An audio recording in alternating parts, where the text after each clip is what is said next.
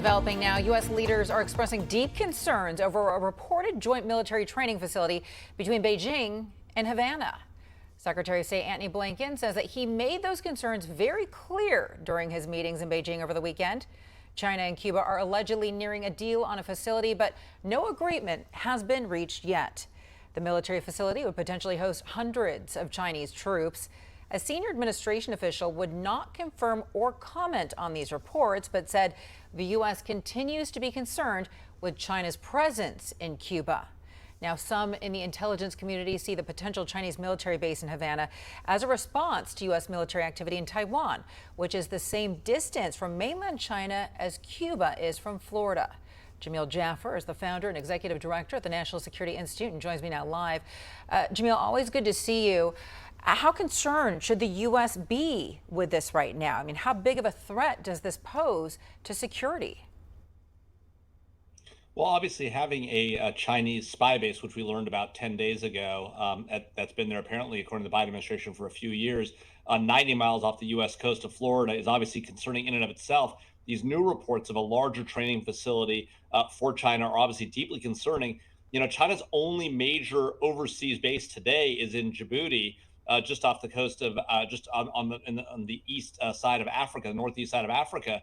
That's obviously concerning. They've got one facility there. Putting something this close to the United States, even if it is just a training facility, is obviously of significant concern to the United States. Jamil, this obviously comes on the heels of Secretary of State Antony Blinken's trip. How does that trip factor into any of this? It seems as though the Secretary's trip was successful. Was this an issue that was raised with the Chinese president? Does this news surprise you at all?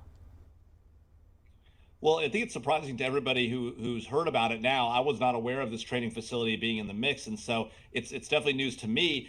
Whether the Secretary of State knew about it and raised it with the president, with the Chinese president, is unclear. He definitely raised the issue of this Chinese spy base, the spy balloon as well, which President Biden now says that the Chinese government, the Chinese leadership was not aware that it was a mistake. You know, there is an effort going afoot, as you know, Veronica, with the United States to try and create a thaw in relations with China to make things better. But of course, the Chinese are pushing back on that. They're going after American spy planes that are in the air over international waters. They're going after American destroyers coming through the Taiwan Straits and cutting right in front of them. So they're raising the tensions, and we're trying to reduce tensions. You know, putting troops or working to put troops just 100 miles off the U.S. coast, obviously deeply concerning and something that's not going to help make those relations better.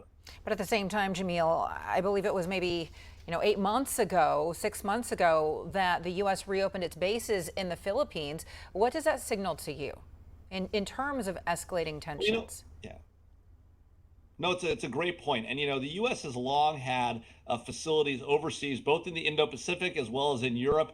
We've long had facilities in Japan, in South Korea. Until recently, we had bases in the Philippines.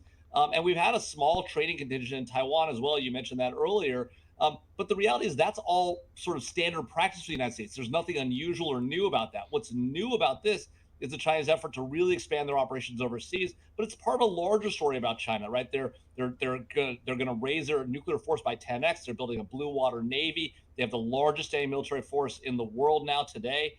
And so that is, I think, what raises concerns. It's not so much just this one particular incident, but it demonstrates a larger story that China's engaged in about becoming another superpower alongside the United States and doing it in a way that might threaten our own national security. Has there been any reaction so far from Cuba? Is this a major consequence of the U.S. discontinuing relations with Cuba under the Trump administration? Because I believe under President Obama, the U.S. restarted their relationship with Cuba. They opened up tourism again. Could this have been avoided if we would have kept those doors open? You know, it's hard to know for sure, but what we can certainly say is that they didn't start it during the Trump administration. The Trump administration is certainly more aggressive and walked back a number of those Obama-era policies when it comes to Cuba. The Biden administration now in office could be moderating those, right? And so I think it's probably if the Cuban government wanted to get into a better relationship with the United States, this is probably not the right reaction, particularly with the current administration. Remember, Vice President Biden served in the Obama administration that opened up or reopened relations with Cuba for the first time in 40 plus years. All right, Jamil Jaffer is the founder and executive director at the National Security Institute. Jamil, thank you so much for stopping by. Always good to see you. Thanks so much.